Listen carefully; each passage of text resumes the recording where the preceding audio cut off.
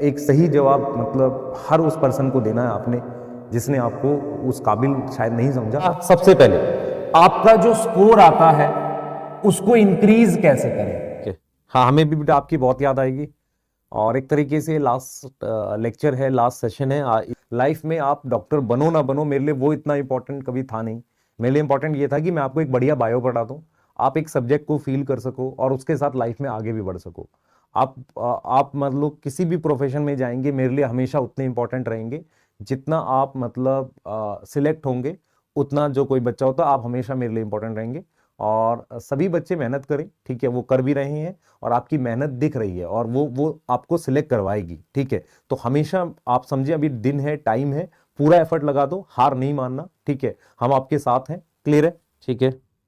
अब जे हाथ में कल थोड़ा सा मैं स्लिप कर गया था, कुछ मैं मतलब स्कूटी होती है हम लोग चलाते हैं कभी कभी, कुछ पास में ही गया था तो थोड़ा बारिश भी थी और मैं कुछ सोच रहा था तो वो ध्यान नहीं दिया मैंने, वो अचानक से आगे वाले ब्रेक जैसे मार देते उसके बाद वो गिरने से हाथ पे ऐसे गिर गए तो उस वजह से लग गया।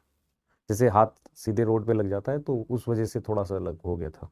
हाँ, कुछ सोच रहा था मैं तो कुछ चीजें ऐसी होती हैं, ठीक है। हाँ, हमें भी बेटा आपकी बहुत याद आएगी। और एक तरीके से लास्ट लेक्चर है, लास्ट सेशन है इस बैच का, ठीक है। और हम मतलब ऐसा नहीं कि रिवीजन नहीं कराएंगे, रिवीजन आपको श्योरली कराएंगे, ठीक है, चीजें आपको कराएंगे। मैं चाह रहा था कि कुछ बातें आपसे कर ली जाएं ताकि आप मोटिवेट रहो और चीजों को आगे अच्छे से बढ़ा सको, ठीक है।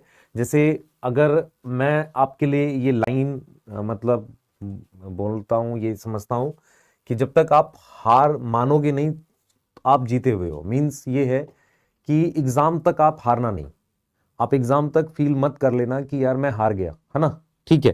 तो आप हमेशा अपने आप को जीता हुआ फील करोगे, ठीक है। देखो एग्जाम क्या होता है बेटा, एग्जाम ये जज कर सकता है कि भाई आपके मार्क्स कितने आए, पर ये जज थोड़ी कर सकता है कि आपने साल भर कितनी मेहनत करी, ठीक है। मार्क्स जो होते हैं तो वो एक बाई प्रोडक्ट है, एक थोड़ा सा रिफ्लेक्शन होते हैं। तो आप बढ़िया मेहनत कर रहे हो, लाइफ में कुछ सीख रहे हो तो घबराना नहीं, लगे रहो, अभी टाइम बहुत है, मतलब अभी भी 45 दिन के अराउंड टाइम है, 45 डेज के अराउंड टाइम है और आप कर भी सकते हो। और आप में से कई बच्चों के जिनके स्कोर कम आ रहे हैं, टेंस है, घबराओ नहीं, है ना। तुम हार मानोगे नहीं, तुम जीते हुए, मैं कंफर्म बोल रहा हूं इस बात को।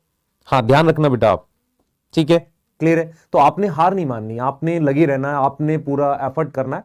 और आप में से बहुत सारे बच्चे ये चीज समझते हैं कि यार उनके पेरेंट्स ने मतलब बेसिकली कितना उन्हें सपोर्ट किया है घर की स्थिति को देखते हुए, क्योंकि मतलब हमारे बैच में उस तरह के बच्चे भी हैं जो बहुत पुअर फैमिली से भी आते हैं। तो हमने देखा है, हमने बात की है उनसे कि यार कितनी प्रॉब्लम के साथ उन्होंने आगे इस बैच में पढ़ा है। तो कंडीशंस ऐसी नहीं होती हर बार अच्छी हो, लेकिन स्टिल आपने मेहनत करी है तो मैं आपको मतलब एकदम बोलता हूं कि यार आपने बढ़िया काम किया है। थोड़ा सा और बचा हुआ है तो लगे रहो, घबराओ नहीं, है ना। आपके मैसेजेस में लगातार देख रहा होता हूँ, चैट में, अलग अलग जगह, मुझे पता है कि आपको टेंशन है, आपको मतलब बाहर ऐसा माहौल है कि लोगों को पता नहीं आपके अंदर क्या चल रहा है। पर मैं फील कर सकता हूं क्योंकि आप और हम सेम रास्ते से जा रहे हैं। मैं एज अ टीचर मूव कर रहा हूं, आप एज अ स्टूडेंट मूव कर रहे हो, मैं समझ पा रहा हूं कि आपके अंदर भी वही चीजें चल रही हैं जो हम देख पा रहे हैं, हम समझ पा रहे हैं। तो चीजें को हम सपोर्ट करेंगे आपको पूरा, कोई दिक्कत नहीं है। लेकिन आपने हार नहीं माननी, आपने ऐसा नहीं है कि डर जाना है, रुक जाना है कि यार अब स्कोर वो नहीं आ रहा है तो रुक जाते हैं, नहीं। स्कोर तो उस दिन आएगा यार, ये तो सिर्फ तैयारी चल रही है, सही है, क्लियर है। हाँ, तो ये आप जैसे कई बार क्या होता है ना, घर से कुछ सामान लेने निकलते हो तो आपको लगता है यार ये बंदा समझ क्यों नहीं रहा, मेरा टाइम वेस्ट हो रहा है। या घर में कई बार ऐसा माहौल होता है कि लोग टीवी देख रहे होते हैं, आपको आवाज कम करवानी पड़ जाती है। कई बार पेरेंट कह देते हैं ये काम कर लो और आपके पास आज होता है कि यार आज पूरा दिन पढ़ूंगा, ठीक है। थोड़ा सा वहां पर पेशेंस नहीं खोना है, क्योंकि आप थोड़ा सा पेशेंस खो के, गुस्सा होके, नाराज होके आपको ऐसा लग जाता है, फिर आप क्या करते हो, आप वो दिन और खराब कर देते हो। तो वहां पर एक रास्ता निकाल लेना है, ठीक है मैंने 2 मिनट किसी की बात सुन ली पर मेरा अपना पूरा फोकस इन 45 दिनों पर है, मैं पूरा एफर्ट करूंगा, कुछ भी हो जाए मैं रुकूंगा नहीं,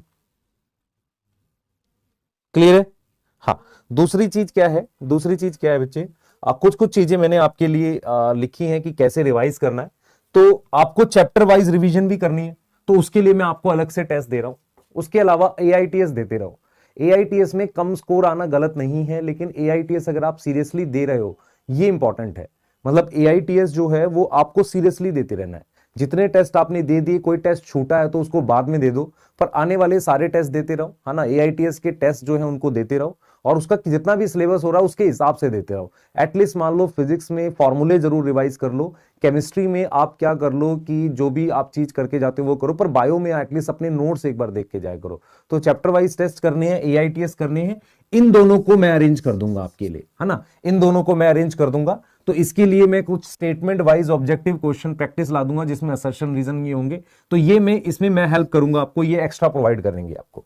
ठीक है बेटा, सही है ना। माइंड मैप बेटा, माइंड मैप ले सकते हो, और माइंड मैप की जगह जैसे हम कह रहे हैं कि कैसे रिवाइज करना है, तो सोर्स ऑफ रिवीजन में एक तो नोट्स आपके होने चाहिए जो आपने बना रखे हैं, शॉर्ट नोट्स होने चाहिए, कुछ बच्चे एनसीईआरटी में ही लिख लेते हैं, वो उससे भी रिवाइज कर सकते हैं, तो नोट्स, शॉर्ट नोट्स या एनसीईआरटी। ठीक है। दूसरा क्या है बेटा, सवाल ये उठता है कि क्या मुझे इस वक्त एनसीईआरटी पढ़नी है। मैं रिपीट कर रहा हूं, अगर आपने पहले एनसीईआरटी बहुत अच्छे से पढ़ ली है 2-3 बार, और नोट से आपको मैक्सिमम लाइन कवर हो रही है, तो लास्ट मोमेंट पे जाकर बहुत ज्यादा ओवर एनसीईआरटी नहीं पढ़नी होती।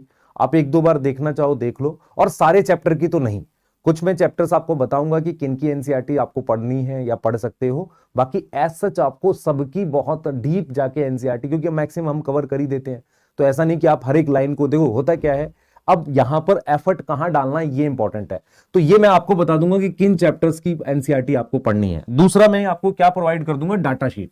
डाटा शीट्स क्या होती है, इसमें वो इंपॉर्टेंट डाटा होगा एनसीईआरटी का जो हम बोल सकते हैं, वो मैं चैप्टर वाइज आपको प्रोवाइड कर दूंगा या यूनिट वाइज प्रोवाइड कर दूंगा, उसको आप रिवाइज कर लेना। ये कर लोगे तो मुझे आपको क्या क्या प्रोवाइड करना है, मुझे आपको क्वेश्चन प्रैक्टिस करानी है, आपको काफी सारी, मुझे आपको डाटा शीट दे देनी है, असर्शन रीजन स्टेटमेंट वाइज के क्वेश्चंस दे देने हैं। ठीक है बेटा, सही है। ठीक है। अगर एनसीईआरटी नहीं पढ़ी, सिर्फ नोट्स रिवाइज किया है, तो सिलेक्टेड चैप्टर की बस पढ़ लो, सारे की फिर आप पढ़ भी नहीं पाओगे और समय भी नहीं है। ठीक है बेटा, क्लियर है। हाँ, क्वेश्चन प्रैक्टिस हम आपको कराएंगे, कोई दिक्कत नहीं है।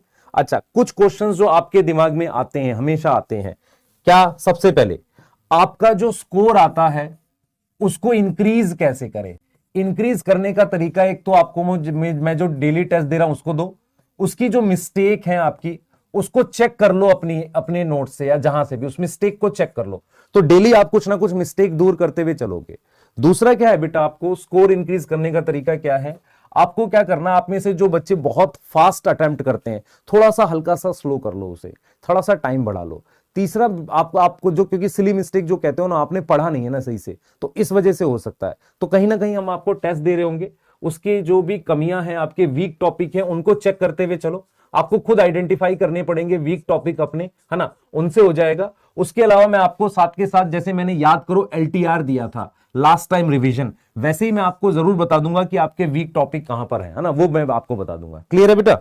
दूसरा, आप में से बहुत सारे बच्चों को क्या होता है कि रिवीजन में टाइम लगता है, तो जो बड़े चैप्टर्स हैं उनमें टाइम लगेगा, छोटों में क्या किया करो, एक सिंगल पेज में आपने छोटा छोटा लिखा हुआ है उसे ही बार बार रिवाइज कर लिया करो, ऐसा कुछ कर सकते हो। बैकलॉग के लिए क्या करना है, आपको चैप्टर्स देख लेना, अगर माइक्रोब्स इन ह्यूमन वेलफेयर का बैकलॉग है उसका लेक्चर नहीं देखना, उसको नोट से करना है। अगर प्रिंसिपल ऑफ इनहेरिटेंस का लेक्चर है तो उसको आप उम्मीद से देख सकते हो, मॉलिक्यूलर का है तो उम्मीद से देख सकते हो, पर उसकी सक्षम वाली डीपीपी कर लेना।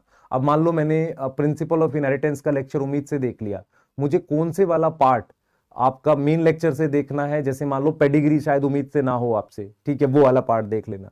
समझ में आ रहा है। मॉलिक्यूलर बेसिस में भी ऐसे ही पार्ट्स हैं जिनको आप देख लेंगे उम्मीद से। और मुझे मतलब वो डेज भी याद है जब पीडब्ल्यू पे जस्ट स्टार्ट किया था मैंने, है ना, तो सेल साइकिल बहुत डीपली पढ़ाया था, बच्चे काफी खुश हुए थे। ठीक है। और एक टाइम था मैंने हिंदी मीडियम भी पढ़ाया था, मैं आपको बता नहीं सकता, मैंने हिंदी मीडियम के बैचेस भी पढ़ाए थे, और उसमें मैंने प्लांट किंगडम में कैसे पढ़ाया था, मतलब मैं कम से कम 8-9 घंटे खुद पढ़ा था हिंदी में। इंग्लिश में तो मुझे याद है ना सारा कहाँ क्या लिखा है, तो वो टाइम भी था, मतलब जहाँ पर हमने देखा है कि कैसे हिंदी मीडियम भी पढ़ाया, और ये सारी चीजें थी। बस मेन क्या चीज होती है जो हमें मोटिवेट करती है, आप लोगों का प्यार, मतलब जो आप लोग सपोर्ट करते हैं, आप लोग प्यार देते हैं, वो चीजें मतलब काफी ज्यादा मोटिवेट करती है। और बच्चे ही हैं जो सबको मतलब आगे बढ़ा सकते हैं, मतलब हम जैसे लोगों को जो मान लो उतना शायद मेहनत नहीं करते, लेकिन आपका जो से लगता है ना कि आप जो बोलते हो कि सर ये मिल जाए, ये चीजें हैं, अगर ये हो जाता तो अब ये सपोर्ट हो जाता, तो ये चीजें हम लोग को सही फील होता है कि ठीक है करते हैं। क्योंकि इन सब के बाद जब आप फाइनली सिलेक्ट हो गए, क्योंकि बच्चे आके मिले हमसे ना, तो हमें वो चीज है कि यार उनकी आईज में हम देख पाते हैं वो रिस्पेक्ट, वो रिगार्ड, तो हमें लगता है कि हाँ ठीक है, हमने जो किया वो वर्थ है ना। तो वो एक जर्नी बेटा बहुत स्पेशल है मेरी, तो मैं तो बता ही नहीं सकता कि वो 3 साल में आप समझो कि हमने 10 साल के बराबर पढ़ा दिया है। इतना सारा मतलब बच्चों को पढ़ाया है, इतने सारे मान लो बैचेस भी खूब पढ़ाए, इतना अच्छे से कंटेंट को डिलीवर करके सारा कुछ बहुत बढ़िया फील हुआ। तो ये चीजें ठीक है ना। और मतलब हम फिजिकली भी काफी बच्चों से मिले आप में से, ऐसा नहीं। और काफी बच्चे मतलब रोए भी आके, तो वो सिर्फ क्या था, एक रिस्पेक्ट थी, एक प्यार देख के मतलब अपने को बहुत ऐसा लगता है यार मजा आ गया, लाइफ में कुछ किया है ना। तो यही सारे रिस्पेक्ट है, प्यार है बच्चों का, ठीक है। तो अब मैं सिर्फ इतना बोलूंगा आपसे, प्लीज मेहनत करो एग्जाम तक, ठीक है। हम आपके साथ हैं, हमेशा बने रहेंगे, टेंशन नहीं लेना, पूरी एफर्ट करो, ठीक है। अपने सिलेक्शन के थ्रू ये दिखा दोगे कि हमने आपको बढ़िया पढ़ाया था, ये आप शो करोगे। और एक सही जवाब मतलब हर उस पर्सन को देना है आपने, जिसने आपको उस काबिल शायद नहीं समझा, आप पढ़ के उसको आप सिलेक्ट होके अच्छा स्कोर करके वो जवाब दोगे, ठीक है। आपके मार्क्स अभी मेरे लिए कोई इंपॉर्टेंट नहीं है, आप सिलेक्ट हो जाओ, बहुत बढ़िया। किसी कारण से कुछ भी गड़बड़ होती है तो भी आप उतने इंपॉर्टेंट रहेंगे। तो इस बात के साथ ठीक है, मैं एंड कर रहा हूँ सेशन, क्योंकि मैं इससे ज़्यादा मुझे लग नहीं रहा, मैं खामखा रो दूंगा, है ना। ठीक, ठीक है बेटा, थैंक यू सो मच, है ना। और बाय।